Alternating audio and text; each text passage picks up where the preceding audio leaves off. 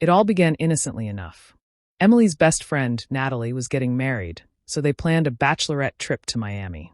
As she packed her suitcase, Emily gave me a disarming smile. "It's just for 2 days," she assured me. "Cocktails, the beach, celebrating Natalie's last days as a single woman. Nothing crazy."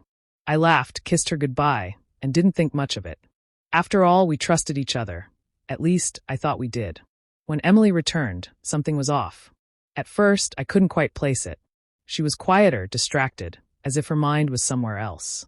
That evening, as we sat on the couch, her phone buzzed. She quickly grabbed it, let out a nervous laugh, and placed it face down on the table. "Who's that?" I asked casually. "Oh, just Natalie," she answered too quickly. "She's still giddy from the trip." I didn't push. Maybe I should have.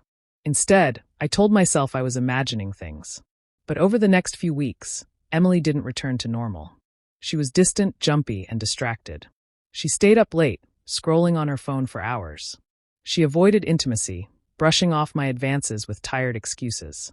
It wasn't like her. One night, I finally confronted her.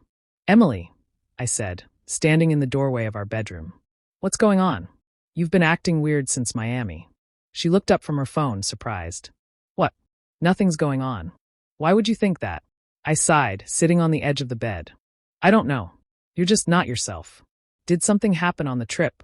Her face paled, just for a moment, before she forced a smile. "Of course not. You're being paranoid, Ryan." I wanted to believe her. So for a while, I let it go. The receipt. 2 days later, I was looking for my car keys.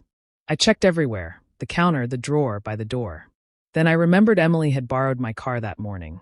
Her purse was hanging by the coat rack. I reached inside, fishing for my keys. Instead, my fingers brushed against a crumpled receipt. Miami Ink Tattoo Studio. The date matched her bachelorette trip.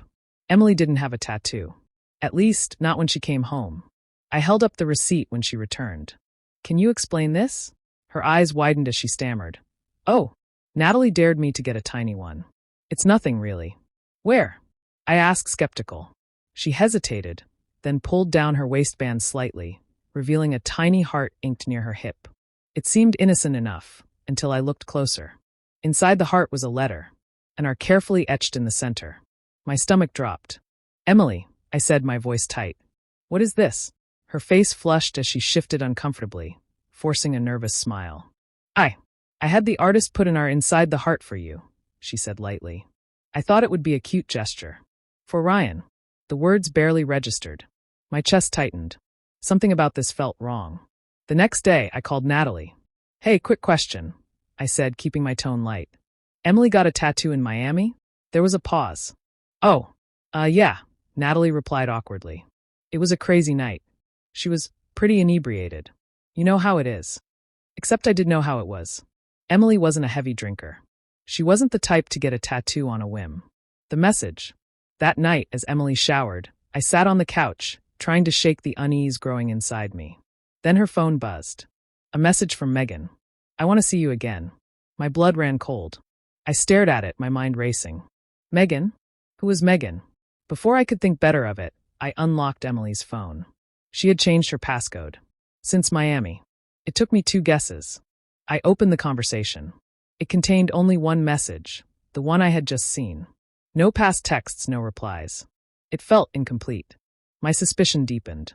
I copied the number and saved it on my own phone. When Emily emerged from the shower, I was still holding her phone, trying to steady my breathing. "Who's Megan?" I asked, keeping my voice even. Emily's eyes widened briefly before she masked it with a smile. "Oh, Megan? She's from work." She waved a hand dismissively. "Just a friend." I didn't buy it. "Really?" I pressed. She shifted uncomfortably, forcing a laugh. "Ryan, you're being paranoid." But the look in her eyes said otherwise. The call. The next day, I couldn't shake the feeling. I dialed the number I had copied from Emily's phone. The phone rang. My heart pounded. A man answered. "Hello." I swallowed hard. I'm looking for Megan." A pause. "Megan," the man repeated. "No Megan here, man. You got the wrong number." I froze. "Right," I muttered. "Sorry to bother you." I hung up, my hands trembling. Something wasn't adding up. That night, Emily fell asleep on the couch. Her phone sat on the coffee table, just within reach. I hesitated. Then, unable to stop myself, I picked it up. I unlocked it, scrolled. When I reached the conversation with Megan, my stomach dropped. The messages were hidden, archived, as if she didn't want me to find them. I tapped to open them. The first message was from the weekend in Miami. Last night was amazing. I can't stop thinking about you. I can't wait to see you again. I stared at the words, my breath coming in short gasps. Then I scrolled further. And what I saw next made my hands shake.